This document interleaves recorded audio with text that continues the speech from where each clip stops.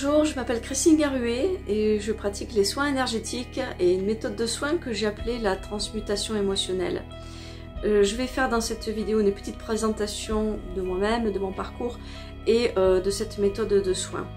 Alors je suis artiste peintre depuis déjà 25 ans, quoique j'ai peint et dessiné depuis ma plus tendre enfance.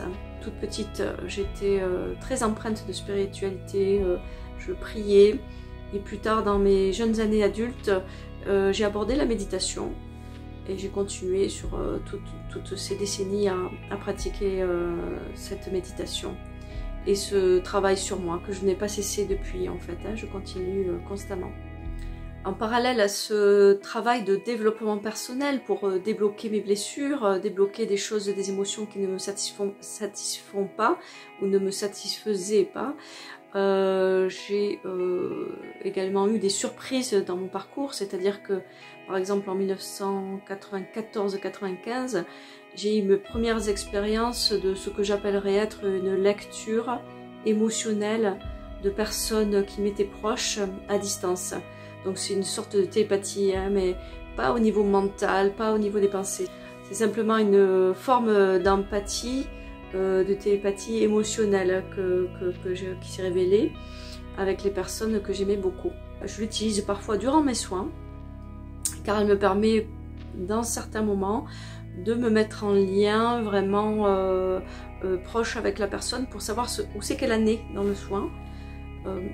C'est pas toujours nécessaire, mais c'est quelque chose qui peut être utile, disons. Puis il s'est passé en 2012 quelque chose d'assez intéressant, c'est que j'ai eu des guidances qui sont apparues lors d'un massage que j'avais donné, un massage relaxant que j'avais donné à une amie. Or, durant ce massage, j'ai eu comme une intuition, c'était que je pouvais rentrer comme en elle, en fait, pour essayer de débloquer des choses qui étaient très souffrantes pour elle, en fait.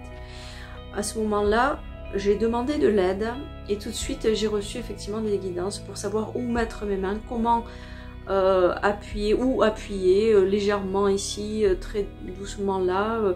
Il y avait des choses même assez étranges et surprenantes, mais que j'ai suivies.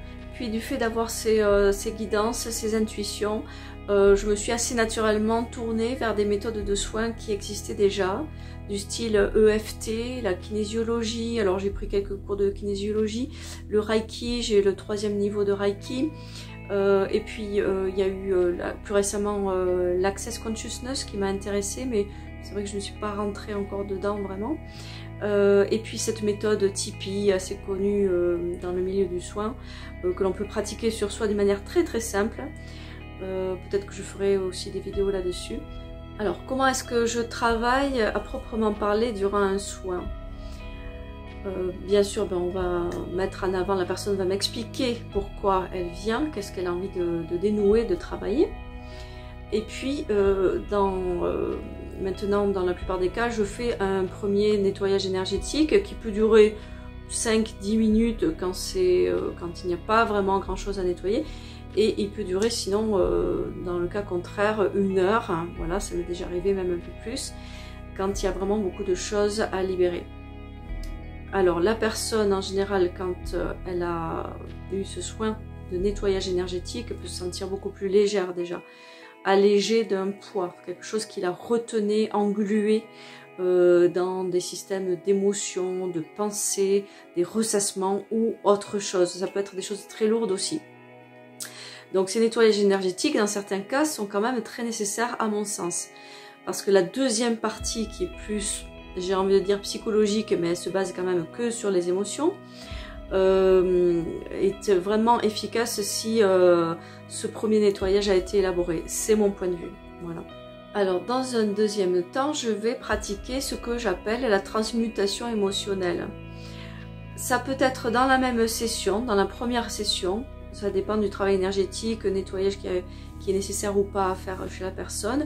Ou bien, dans ce cas, s'il faut vraiment une deuxième session, on prend rendez-vous avec la personne pour faire ce travail-là dans un deuxième temps. Il s'agit donc en fait d'une forme d'introspection au niveau uniquement émotionnel. Il n'y a pas de parole, on ne raconte pas sa vie, ce n'est pas nécessaire en tout cas.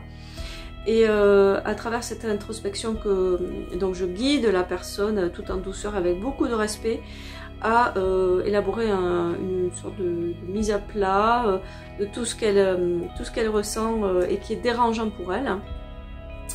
Et par palier, on va arriver à la chose, l'émotion ou la croyance qui va être le pivot en fait du déblocage. Voilà. Et donc à partir de là, de manière très simple, le corps aidant, c'est-à-dire le corps de la personne va faire ce travail, le lâcher prise de la personne va aider à libérer vraiment ce contenant en fait d'émotions dérangeantes, peut-être basculer vers une autre formule qui est beaucoup plus agréable, souple, enfin comment dirais-je, libérée quoi, tout simplement libérée. Il m'est tout à fait possible de travailler à distance sans aucun souci. Je le fais avec une grande facilité. Pour l'énergétique, je n'ai pas besoin d'être en contact verbal avec la personne. Par contre, pour la partie de transmutation émotionnelle, tout cela se fait par téléphone. Je peux bien sûr accueillir les gens également dans ma salle de soins qui est chez moi à Saint-Lizier. Alors si vous voyez sur YouTube ou sur ma page Facebook des vidéos ou des méditations guidées, c'est une envie de ma part de vraiment vous épauler les gens qui en ont besoin en tout cas, par des petits conseils au quotidien, des choses que j'ai appris sur mon parcours. Les visualisations guidées sont là pour vous aider à vous relaxer, mais aussi trouver un travail d'intériorisation. Et je vais tenter d'aborder des thématiques différentes que j'ai abordées sur mon parcours. Il y a nombre de choses qu'on peut travailler en méditation. Si vous aimez cette vidéo, si vous aimez les autres vidéos, n'hésitez pas à cliquer j'aime ou à vous abonner, que ce soit sur ma page YouTube ou sur Facebook. N'hésitez pas bien sûr à laisser vos commentaires, ainsi je peux communiquer avec vous également. Et bien voilà, je vous remercie, puis je vous dis à très bientôt pour une autre vidéo, une visualisation en ligne. À bientôt, au revoir.